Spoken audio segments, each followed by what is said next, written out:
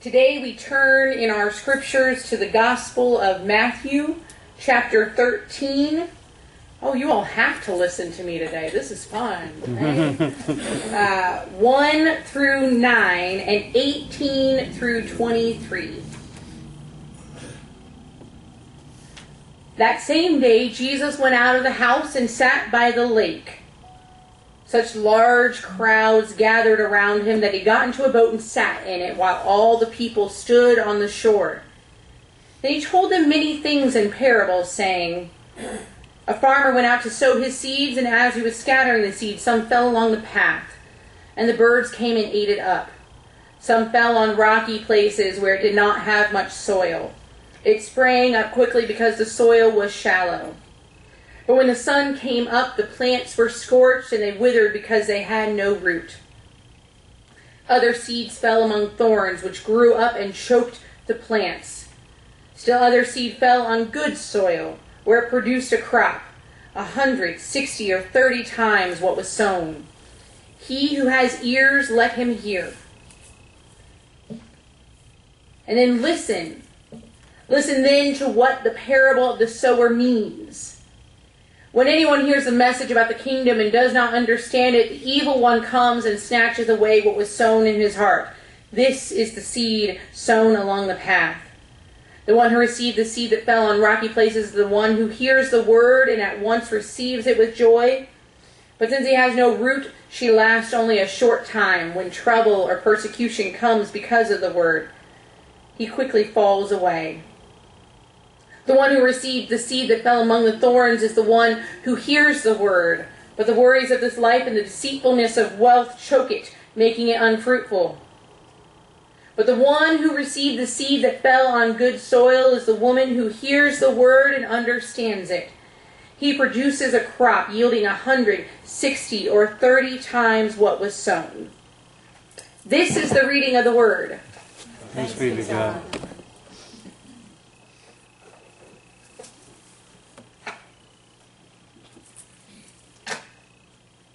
So which one are you? Right? That's what we always think of when we hear the parable of the sower.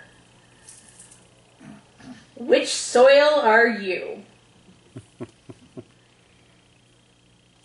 Are you the seeds that fall on the path and are quickly scooped away? Like kids in a parade with candy, do not get in their way, right? Or are you the seed that falls on a rocky place where not much soil, it kind of comes up, but then it's not much? Or are you the seed that fell among thorns? Or are you the seed that fell on good soil?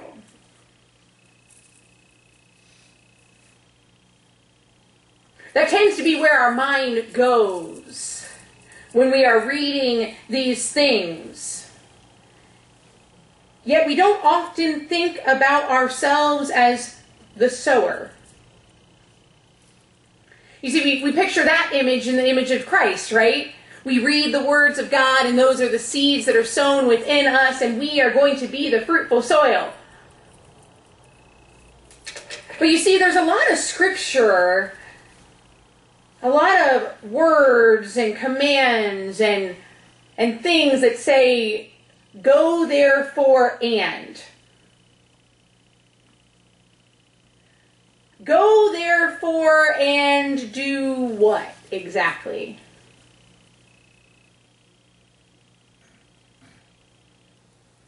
Sow seeds. You see, at some point, once we are the ones where the crop has been produced, we must then take the seeds and sow them. We're the sower. Now, I think that that's hard for us sometimes to reconcile because we like to be fed, right? We like to say, oh, I am the fruitful soil. Look at me. Look at the harvest that Jesus produced. We we give ourselves a proverbial pat on our back for the missions and ministry that we do, saying, yes, Lord, look at what we've done, and yet we bemoan when we cannot do more because we do not have a larger harvest. You see, when you keep throwing seeds onto good soil, it produces about the same crop. But what happens when you take that seed and throw it onto other soil? See, while I was at General Assembly, one of the biggest things that we bemoaned is the size of our denomination. Now, I've been to several General Assemblies. It has been some years coming and going, and there were several years where I was part of the youth program and part of the everything, and then as a young adult, and then there were several years where I did not go, and it has only been in the last 6 General Assemblies that I've been there consistently, in part because it's been in the Midwest. Family, right? Next time is in Des Moines, Iowa. I don't know what they were thinking. No. I know that those who come from that region need it at some point too, right? I said they should take it to Hawaii. Who doesn't want to go there? But they're trying to be fair to everyone and switching it around and making it accessible. And that makes sense. But again and again, over and all, I heard, well, it used to be. Right? It used to be something or other. And I think that is when we must take parables such as this and hold ourselves accountable to the fact that at some point we must sow the seeds to reap the harvest. You see, Christ, who dwells in and through each and every one of us, also holds us accountable as children of God to then share the good news. You see, that's what the Gospels are all about, the good news. And we hear it at the end of Matthew. In fact, Matthew is a book of sharing the good news. The entire Gospel of Matthew focuses and pinpoints through every story and every line and every parable. How can we share this with others? And I'm sitting there in our General Assembly electing our new General Minister and President, who, to those who are not aware, she is the first person of color ever elected to head a denomination in our country. And that's a big deal. For us, it's like, oh, yay, we have another woman in charge, let's roll, right? Sorry, gents, I had to. But our denomination over and over again is, for some reason, the best held secret of acceptance and love and just overall general discord within one room that you can't find anywhere else. And I say that with love because you can go from table to table and have conversation points and debates and things and delve into the depth of understanding God and personhood and place and agree to disagree. And it all works. And yet somehow we're still expecting Christ to be the one to sow these seeds of understanding. And that's not just here at a church level. It is all across our circular bounds.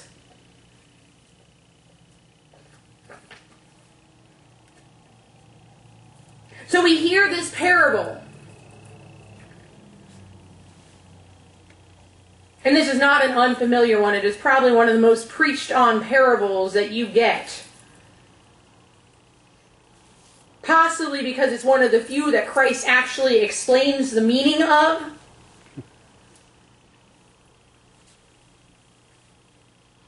And the thing that I take from it, the part that I think is missed, is that Christ doesn't worry about where the seeds are sown. Christ worries about sowing the seeds. Let me say that again. It doesn't matter where they end up. That's not our responsibility.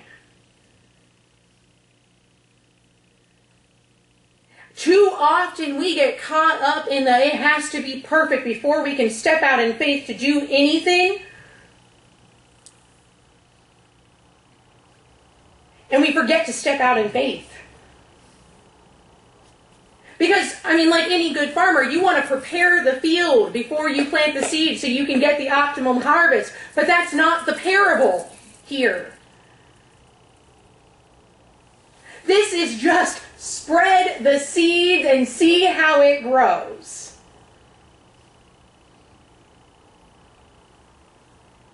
We struggle with that mentality, though. Because we want our ducks to be in a nice, pretty row. Well, I'm sorry, y'all. My pond is full of crazy. And as long as my ducks are all in one little body of water, I'm okay.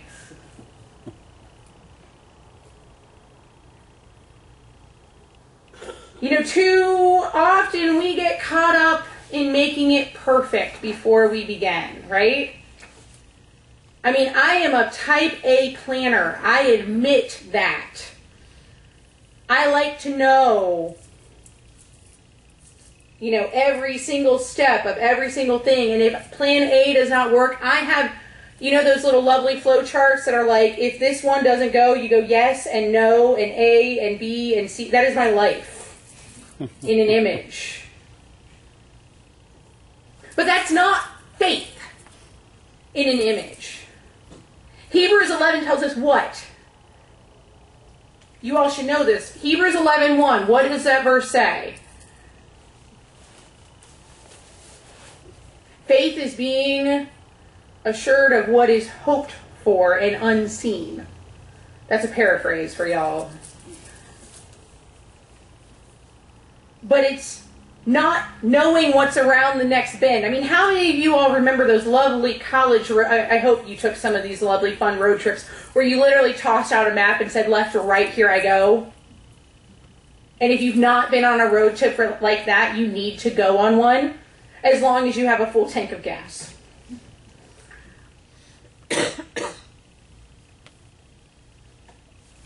We as people of faith are in the best kept secret of all. And we want our seeds to bear fruit. We do. That's what we want to do. We plant a flower. We put so much time, effort, and energy into it. How many of you buy new plants at the beginning of the year, of each season of spring, and you buy them and you put them in your garden and you put forth the effort and you want them to produce fruit? And how many of you all have had one plant that chokes out the others? Cucumbers are really bad at that. Or you get that puny little tomato. Or you get nothing. And you don't know why. Because no matter how much you can prepare, sometimes you still don't bear fruit.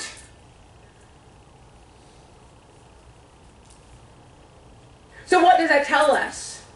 Give up? What's the point, right? Whether I plant it in a straight row or toss it in the air, something's going to happen. That something is God.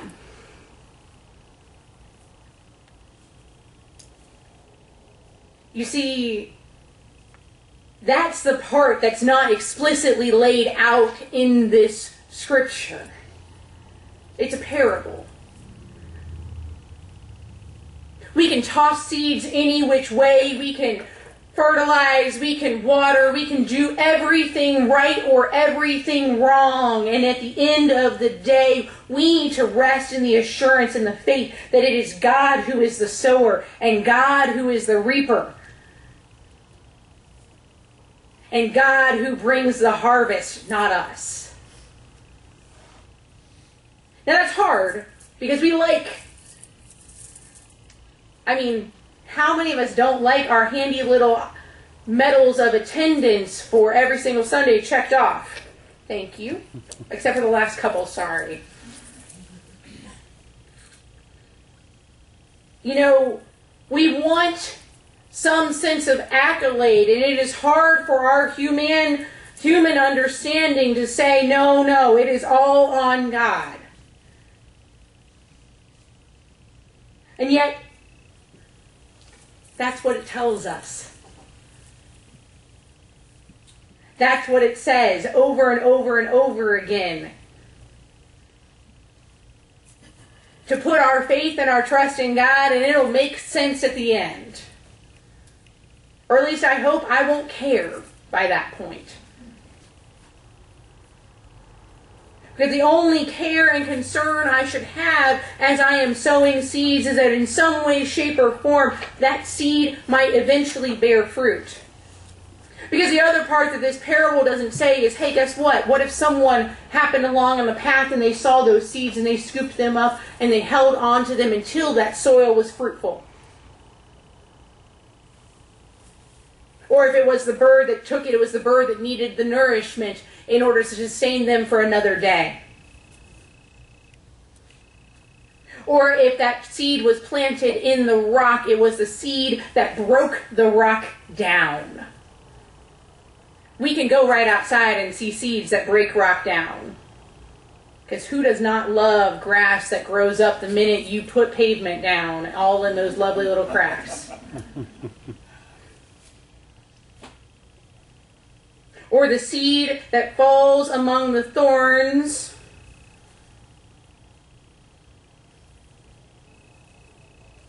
See, that one's interesting because Christ goes on to tell another parable about seeds and weeds. But you'll have to read that one for yourself.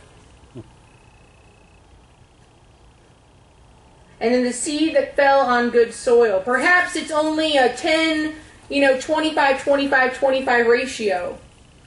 I don't know about you all, but 25%, that's failing. Right? I mean, what's an F? F is 69 still? A D? Oh, it's still a D. Man, okay. Kids these days, you get it easy.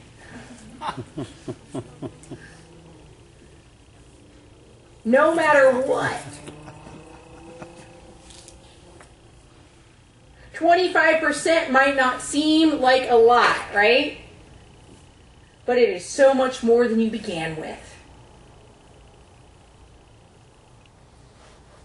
And perhaps that's something we need to take with us. We're near harvest. Many of us have harvested much of our bounty. Whether it be corn or tomatoes or cucumbers or whatever. But the purpose of harvest is that the seeds are planted over and over again. And you try over and over again. And that's God. God doesn't give up after one planting season. God tries again and again and again.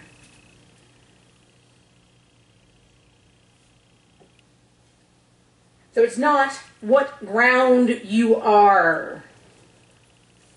It's what seeds you sow.